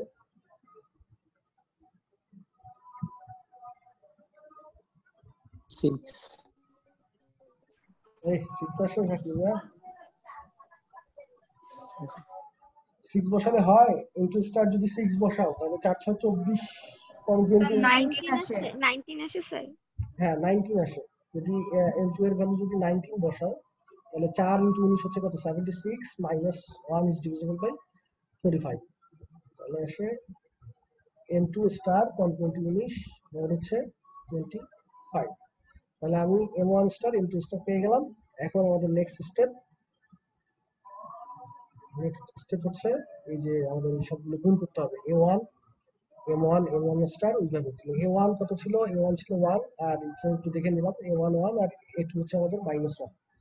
আচ্ছা তাহলে এখানে করি, তাহলে কত আসতেছে? তাহলে আমাদের হিসাব করতে হবে হচ্ছে a1 মানে হচ্ছে a1 মানে হচ্ছে 1 ইনটু হচ্ছে m1 কত ছিল? m1 ছিল 25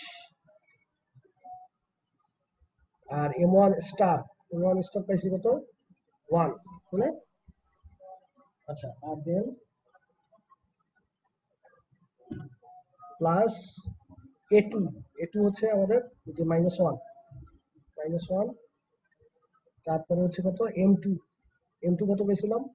4 ক্যাপিটাল m2। এটা হচ্ছে ক্যাপিটাল m1, এটা হচ্ছে ক্যাপিটাল m1 স্টার। তারপরে এখন এটা বসাচ্ছি আর এটা হচ্ছে a1। এটা হচ্ছে A2, এটা হচ্ছে ক্যাপিটাল M2। এখন বসাবো capital M2 star. Capital M2 star পাইছি 19, তাই না? আচ্ছা, তাহলে এই পুরোটা তারপরে মোড করতে হবে কত? মোড করতে হবে হচ্ছে ক্যাপিটাল M। ক্যাপিটাল M মানে হচ্ছে আমার 100।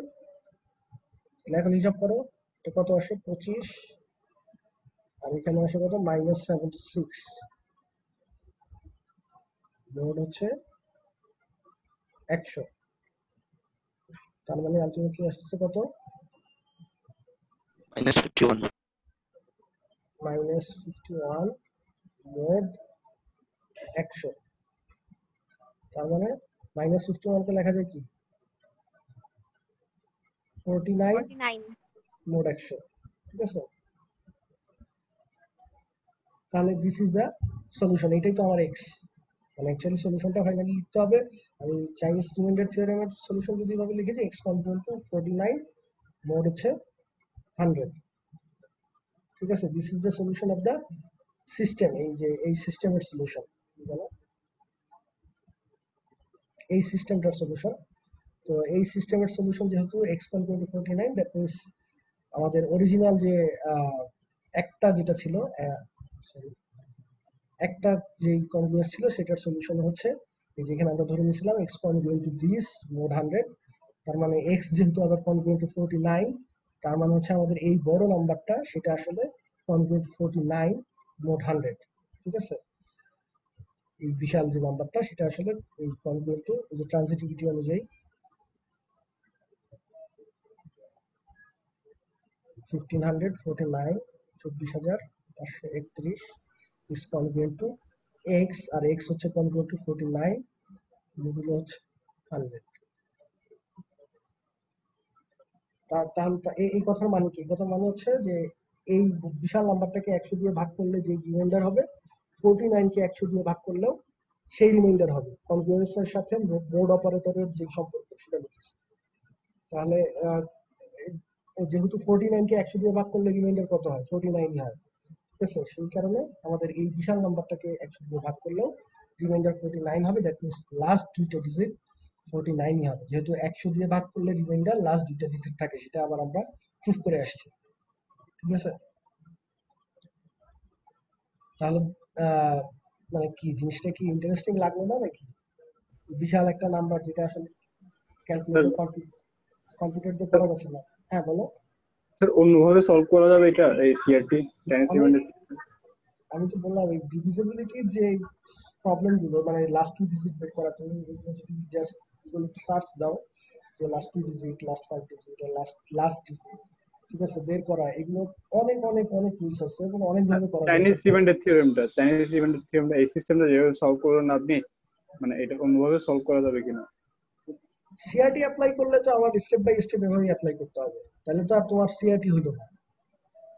তুমি তো না, এই আপনি যেভাবে সলভ করলেন, যে মেথডে সলভটা হ্যাঁ, করলেন সিস্টেমটা, অন্যভাবেও সলভ করা যাবে এটা? অন্যভাবে তো যাবে, আমি বলতেছি সেক্ষেত্রে সিআরটি হবে না।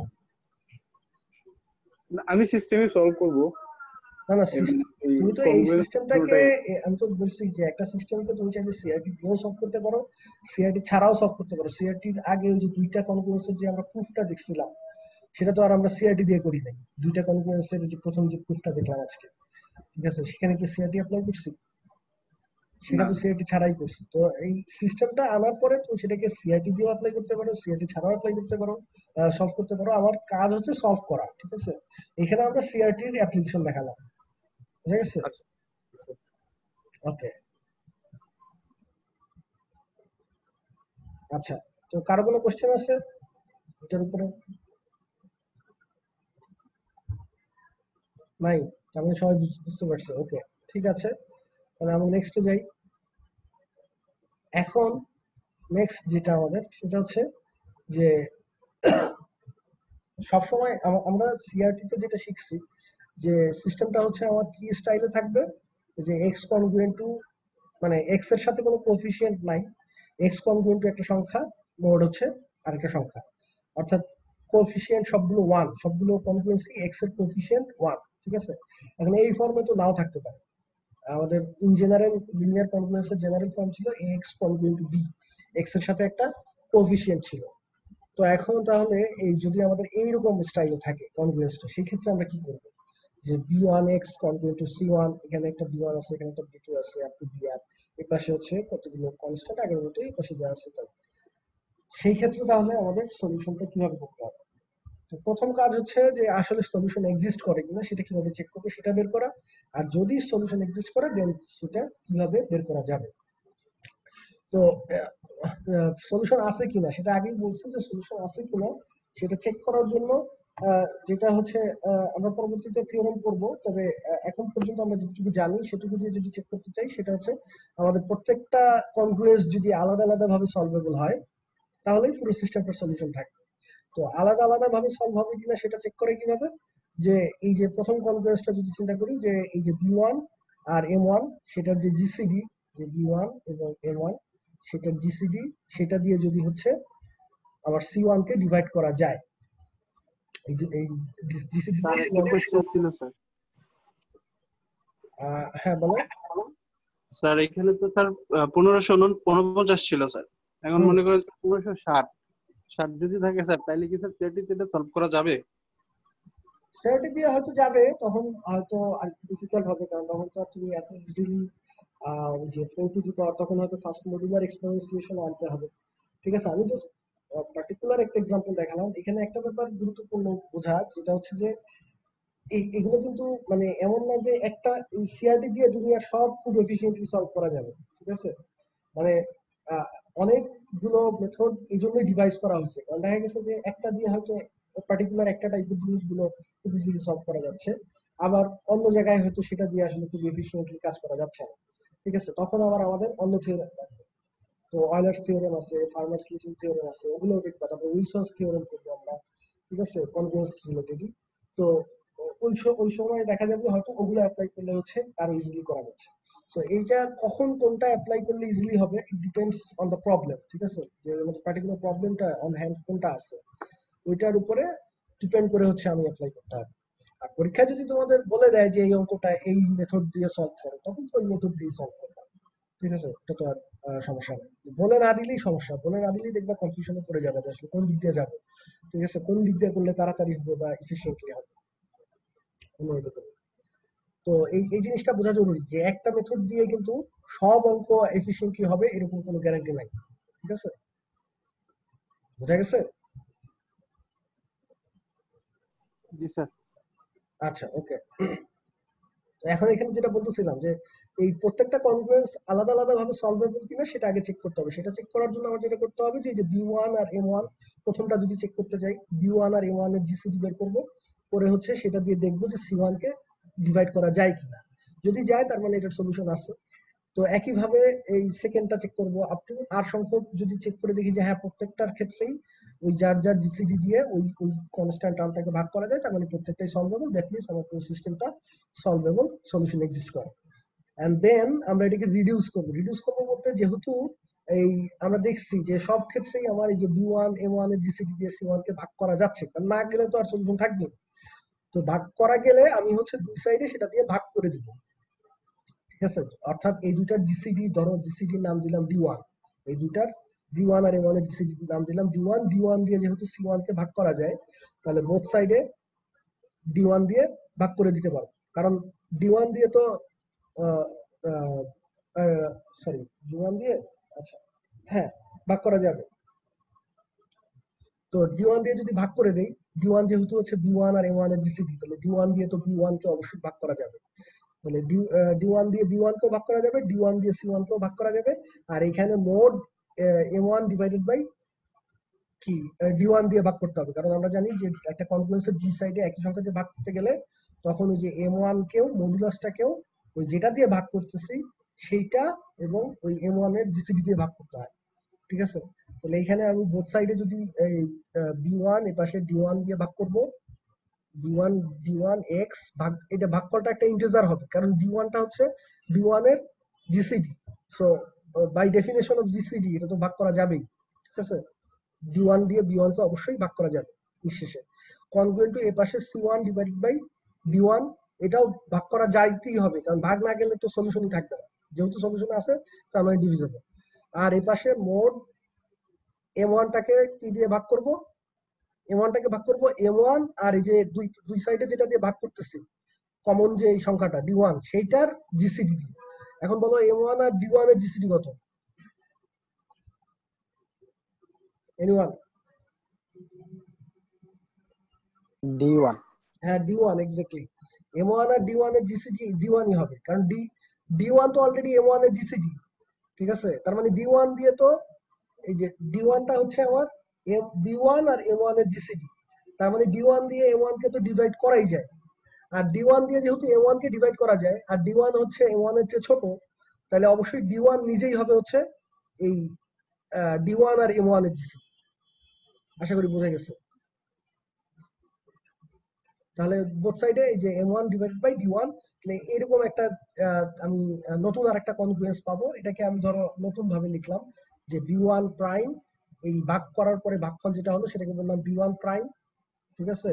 তারপরে হচ্ছে x কনজুগেট টু এখানে C1 ডিভাইডেড বাই D1 যেটা সেটাকে বললাম হচ্ছে C1 প্রাইম, আর এখানে mode M1 divided by D1 যেটা সেটাকে বললাম M1 প্রাইম, ঠিক আছে?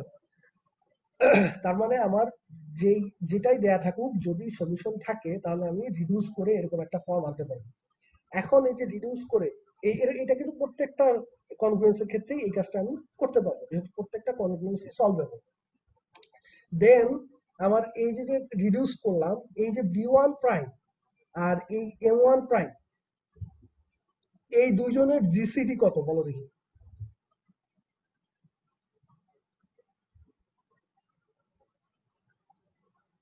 স্যার 1 1 হ্যাঁ এক্স্যাক্টলি, এই দুইজনের জিসিডি হচ্ছে 1, কারণ B1 প্রাইম মানে হচ্ছে আমার B1 ডিভাইডেড বাই D1 আর M1 প্রাইম মানে হচ্ছে M1 ডিভাইডেড বাই D1। আমরা ওই যে থিওরেম পড়ে আসছিলাম যে যদি B1 আর M1 এর জিসিডি হয় D1 এবং তারপরে তুমি D1 দিয়ে যদি দুজনকে ভাগ করে দাও, B1 ডিভাইডেড বাই D1 আর M1 ডিভাইডেড বাই D1, তাহলে সেই দুজনের জিসিডি হয়ে যাবে 1। অর্থাৎ দুইটা সংখ্যার জিসিডি বের করে সেই জিসিডি দিয়ে দুইটা সংখ্যাকে আবার ভাগ করে দিলে নতুন যে দুইটা সংখ্যা হবে তাদের জিসিডি অবশ্যই 1 হবে। এটা অনেক আগে করে আসছি। আচ্ছা, প্রুফ না করলেও এটা ইনটিউশন থেকেও বোঝা যায়, ঠিক আছে? কারণ যেই সংখ্যাটা সবচেয়ে দুইজনের জিসিডি মানে কি গ্রেটেস্ট কমন ডিভিজর, B1 আর A1 কে সর্বোচ্চ D1 দিয়ে ভাগ করা যায় দুইজনকে, তো সেই সর্বোচ্চ যেটা দিয়ে ভাগ করা যায় সেটা দিয়ে যদি দুইজনকে ভাগ করে ফেলি তখন যে দুইটা সংখ্যা হবে সেই দুজনের মধ্যে তো একের চেয়ে বেশি আর কমন থাকা সম্ভব না, থাকলে তো তাহলে D1 আর জিসিডি হইতো না, তার চেয়ে বড় আরেকটা সংখ্যা জিসিডি হইতো, ঠিক আছে? তো এই কারণেই এই B1 বাই D1 আর M1 বাই D1 সেটার জিসিডি হবে 1।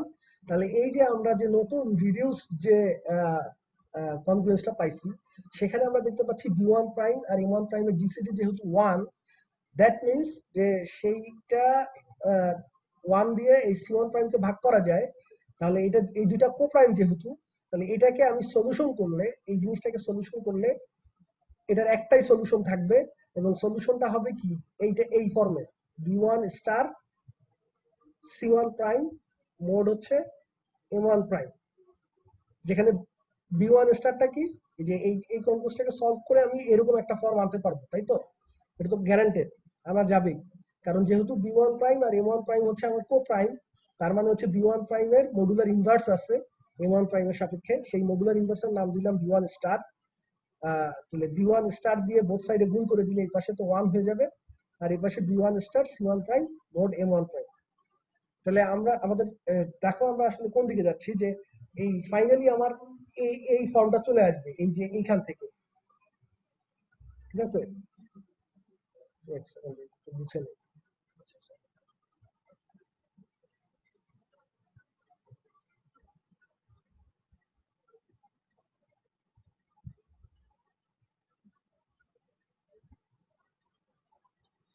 তাহলে আমাদের এই প্রথম যে কনফ্লুয়েন্সটা দেয়া আছে সেটাকে আসলে ফাইনালি আমরা এইরকম একটা ফর্মে নিতে পারবো, এই B1 star sorry B1 prime star C1 prime modulo হচ্ছে M1 প্রাইম। এটা আমার যাই দেয়া থাকুক যদি সেটা সলভেবল হয় তাহলে সেটাকে রিডিউস করে এরকম একটা ফর্মে নেওয়া যাবে।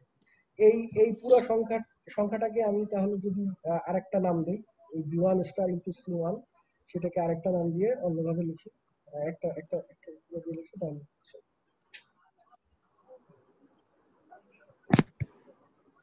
তাহলে x কনগ্রুয়েন্ট টু, ধরো এটাকে নাম দিলাম হচ্ছে k1 মডুলো হচ্ছে m1 প্রাইম। তার মানে সিম্পলিফাই করে আলটিমেটলি এই কনগ্রুয়েন্সটা থেকে এটা লেখা যাবে। সেকেন্ডটা থেকে x কনগ্রুয়েন্ট টু সিমিলার ওয়েতে k2 m2 প্রাইম এরকম আসবে। এই একইভাবে এই r সংখ্যক প্রত্যেকটাকে আমি যখন রিডিউস করব তখন আসলে ফাইনালি দেখো আমার ওই যে আমাদের সিআরটির যে ফর্মটা ছিল সেই ফর্মেই চলে যাচ্ছে। বুঝতে পারছো কিনা? এখন যেই এই যে রিডিউসড যে সিস্টেমটা লিখছি এটা থেকে, এটা আসলে আমাদের ওই যে সিআরটির যে সিস্টেমটা ছিল হুবহু সেটার মতো, যে এক্স এর কোএফিসিয়েন্ট সব 1, এক্স এর কোনো কোএফিসিয়েন্ট 1 ছাড়া অন্য কোনো কোএফিসিয়েন্ট নাই, আর বাম পাশে তো যেগুলো সব সংখ্যা এগুলো হচ্ছে মডুলাস। তাহলে আমাদের অরিজিনাল সিস্টেম যদি এরকমও দেয়া থাকে সেক্ষেত্রেও আমরা এই রিডিউস করে দেন সলভ করতে পারবো। তাহলে এখানে একটা এক্সাম্পল দেওয়া আছে, এটা একটু ট্রাই করি তাহলে।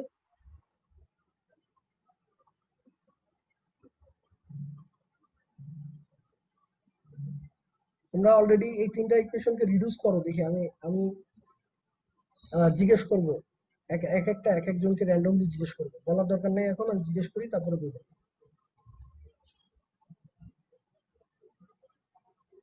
যদি বুঝে থাকো আমার কথা তাহলে তো এই জিনিসটা করতে সময় লাগার কথা না।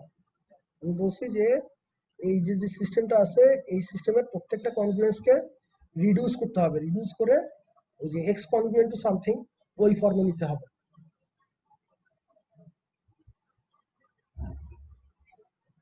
দেখি কাকে জিজ্ঞেস করা যায়।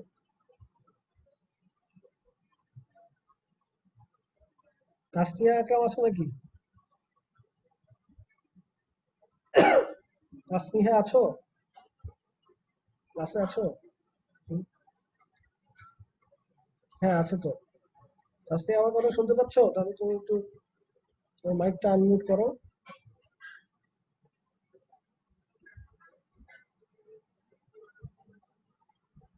আনমিউট করে বলো যে প্রথম কনগ্রেসটা কি হলো।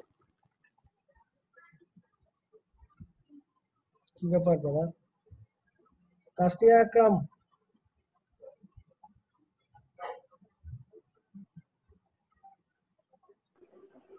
জি স্যার। হ্যাঁ স্যার, আপনি কি আমার সাথে আছেন, মানে আমাদের ক্লাসের সাথে আছেন নাকি? আমি মাঝখানে পুরাই কিছুই শুনতে পাচ্ছিলাম না। শুনতে আমাকে কেন পাচ্ছিলেন না সেটা তো আমাকে বলতে হবে, আপনি তো কিছু বলেন নাই যে স্যার শুনতে স্যার পাচ্ছি। আমার নেটের সমস্যা, আমি বারবার নেট অফ করে অন করতেছিলাম। অন করলে তো ডিসকানেক্টেড হয়ে গেলে তো আমার এখানে নোটিফিকেশন আসার কথা, তাও তো আসে নাই রে ম্যাডাম। আর আমি তো সাউন্ড কিছু শুনতে পাচ্ছিলাম না, কেটে কেটে আসতেছিল, তখন নেট অফ করে আবার অন করছি। আচ্ছা কলে থাকি বাট আমি শুনতে পাই না আর কি কিছু, মানে একেবারে লিভ হয়ে যায় না অনেকক্ষণ টানা, যদি কয়েক মিনিট যদি আমি নেট অফ থাকে তখন দেখা যায় যে আমি কল থেকে লিভ হয়ে যায় থাকি ক্লাসে। এতক্ষণ ধরে তো, এখন তো এই যে প্রায় 1 মিনিট ঠিকঠাক করে কথা বলতেছি, এখন তো সমস্যা হচ্ছে না। স্যার কথা বুঝতে পারছি না। এখন আমার বুঝতে পারতেছো না? আচ্ছা আচ্ছা ঠিক আছে, তুমি প্রথম কনগ্রেসটাকে রিডিউস করো।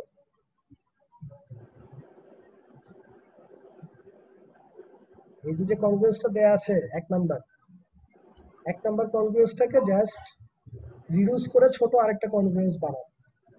ওকে রিডিউস করে করা তো বুঝতে পারতেছো, মানে দুই সাইডে কিছু একটা দিয়ে ভাগ করে দেওয়া বা যাই হোক, finally x congruent to something এই স্টাইলে আনো।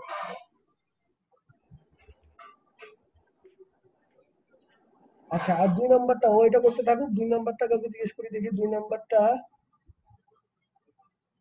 কাকে জিজ্ঞেস করা যায়?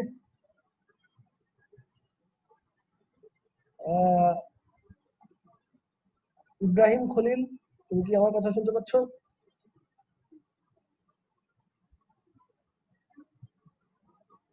ইব্রাহিম খলিল,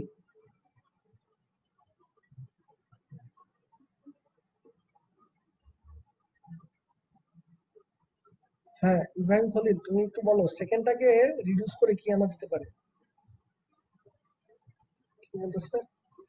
আরে মাইক্রোফোনে প্রবলেম। আচ্ছা তাহলে মাইক্রোফোনের প্রবলেম হলে তুমি লিখে দাও দেখি। লিখতে তো যাবে, সমস্যা নাই। কনগ্রুয়েন্স সাইন দেওয়া লাগবে না ইকুয়ালের জায়গায়। আচ্ছা ও বলতেছে ইব্রাহিম খলিল বলছে এটাকে এক্স কনগ্রুয়েন্ট 3 মোট 10 লেখা যাবে। এটা কি ঠিক আছে?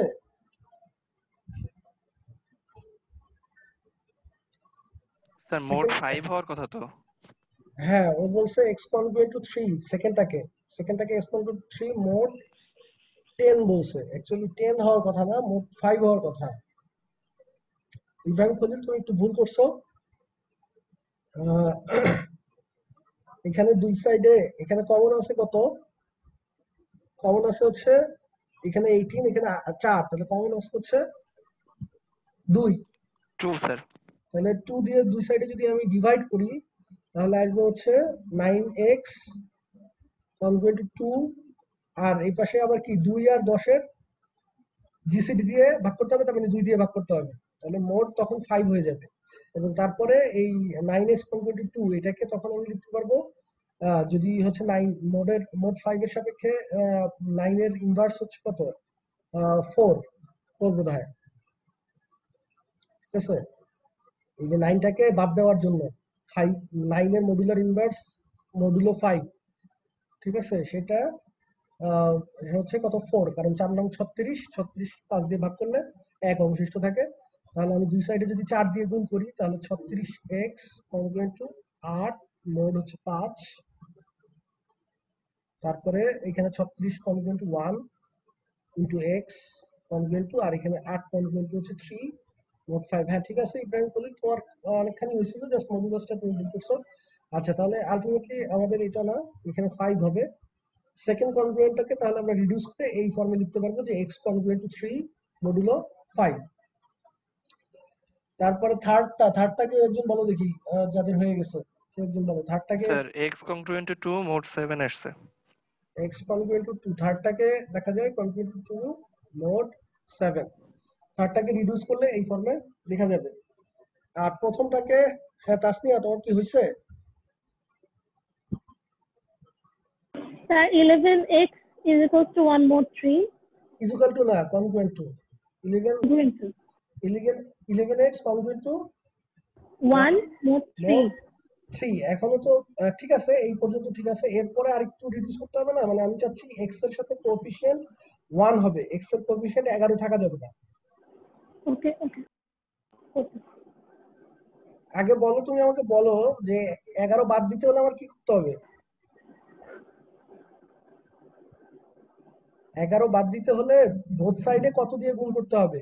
11র মডুলার ইনভার্স মোড 3 এর সাপেক্ষে, তাই না?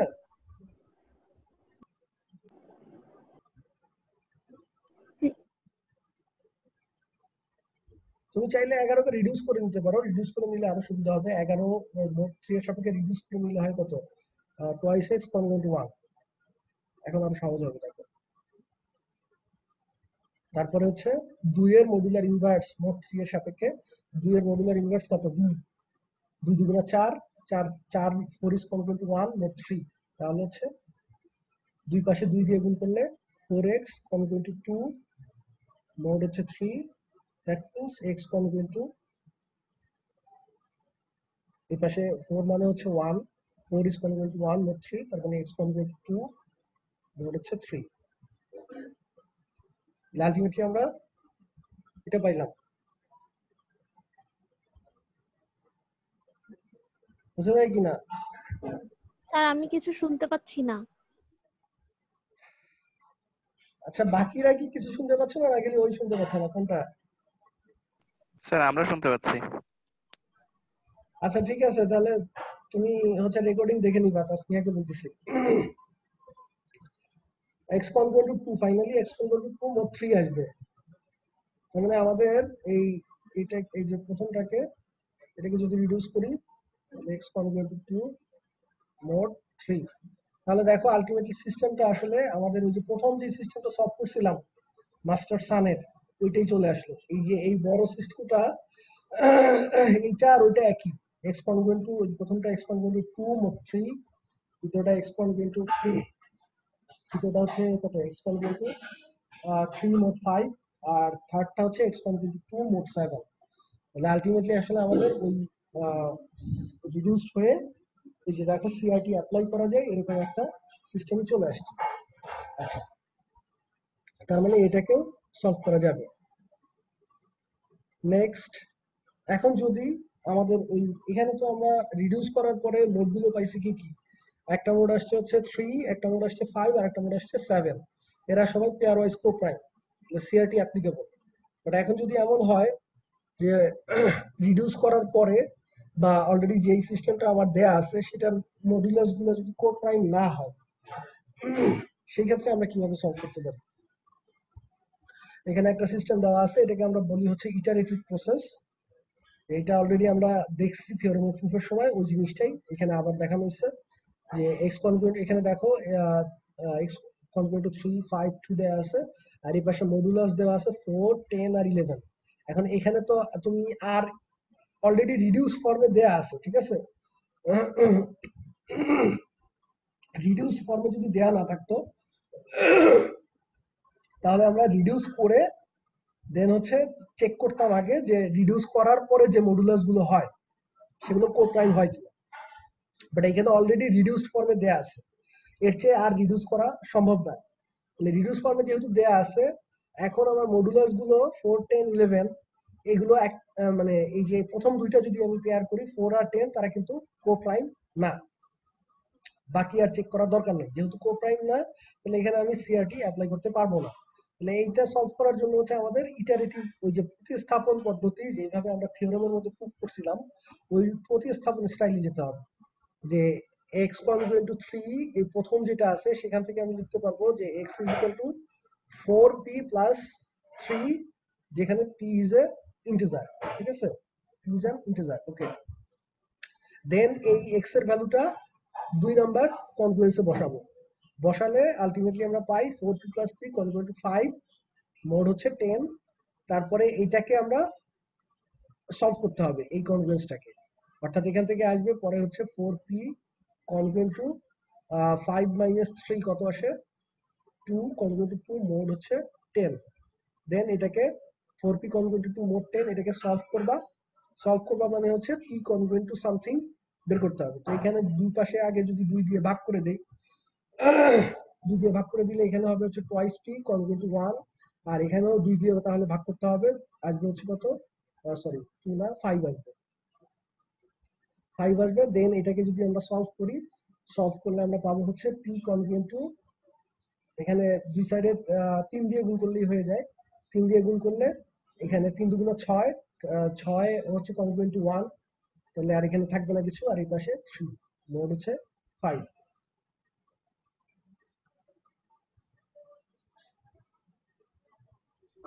ওকে, তাহলে এইটা আসলো আমার এই কনজুগেন্সটার সলিউশন। তাহলে সেইখান থেকে আবার আমি লিখতে পারবো এই যে p কনজুগেট টু 3 মোড 5 থেকে যে p সমান 5q প্লাস 3, যেখানে q ইজ অ্যান ইন্টিজার। এখন আবার হচ্ছে এই যে p এর ভ্যালুটা পাইলাম সেটা আবার এই 4 এখানে যে x সমান যেটা ধরছিলাম সেখানে বসাই দিব। তাহলে x সমান ধরছিলাম আমরা 4p প্লাস 3, সেই p এর জায়গায় 5q প্লাস 3টা বসাই দিলাম, বসাই দিয়ে সিম্পলিফিকেশন করার পরে ফাইনালি আসলো x সমান 20q প্লাস 15, যেখানে q হচ্ছে একটা ইন্টিজার, যে কোনো ইন্টিজার আরবিট্রারি।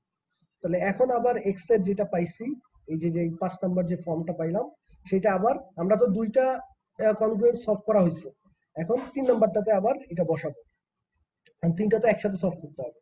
তাহলে এই 5 নাম্বার এক্সপ্রেশনটা আবার 3 এ বসায় দিলে তাহলে এই পাশে চলে আসে যে x এর জায়গায় বসবে হচ্ছে 20q প্লাস 15, আর হচ্ছে কনজুগেট টু 2 মোড হচ্ছে 11।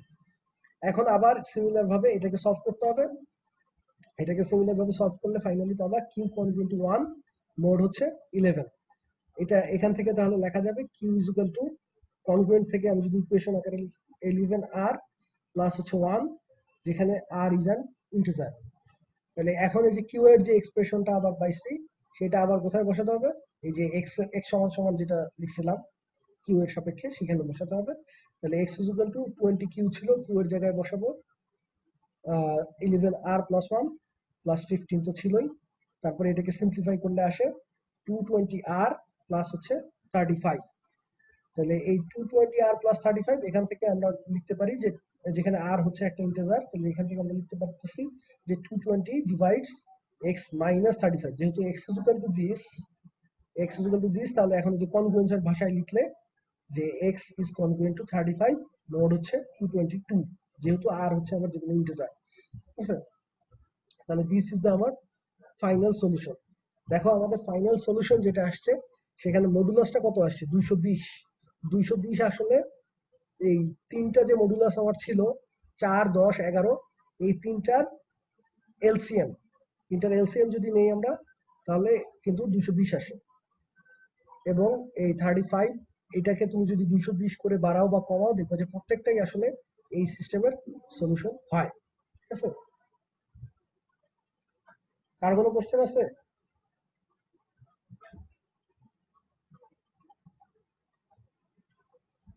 এনিওয়ান? কারো কোনো কোশ্চেন নাই? ঠিক আছে, আচ্ছা তাহলে এইখানে আমরা দেখলাম যে কিভাবে যদি আমার সলিউশনটা মানে সরি সিস্টেমটাতে পেয়ার ওয়াইজ কোপ্রাইম মডুলাস না থাকে, মডুলাসগুলো যদি পেয়ার ওয়াইজ কোপ্রাইম না হয়, তাহলে সেই ক্ষেত্রে আমরা এই যে ইটারেটিভ প্রসেসেও সলভ করতে পারবো। এরপরে আমরা শিখবো হচ্ছে ম্যাট্রিক্স দিয়ে কিভাবে সলভ করতে হয়, ম্যাট্রিক্স অ্যাপ্লাই করেও সিস্টেম অফ কনগ্রুয়েন্স সলভ করা যায়, সেটা পরবর্তীতে শিখবো। তো এই পর্যন্ত যা পড়ালাম এর মধ্যে যদি কারো কোনো কোশ্চেন থাকে বা কোনো ডিসকাশন থাকে তাহলে গুগল ক্লাসরুমে পোস্ট করো। আর আজকের এইটার উপরে যদি কোনো কোশ্চেন এখন না থাকে তাহলে আজকে এই পর্যন্তই, নেক্সট ক্লাসে আবার দেখা হবে। সে পর্যন্ত সবাই ভালো থাকো, আমার জন্য একটু দোয়া করো, আমার শরীরটাও বেশি ভালো না। ঠিক আছে, আল্লাহ হাফেজ।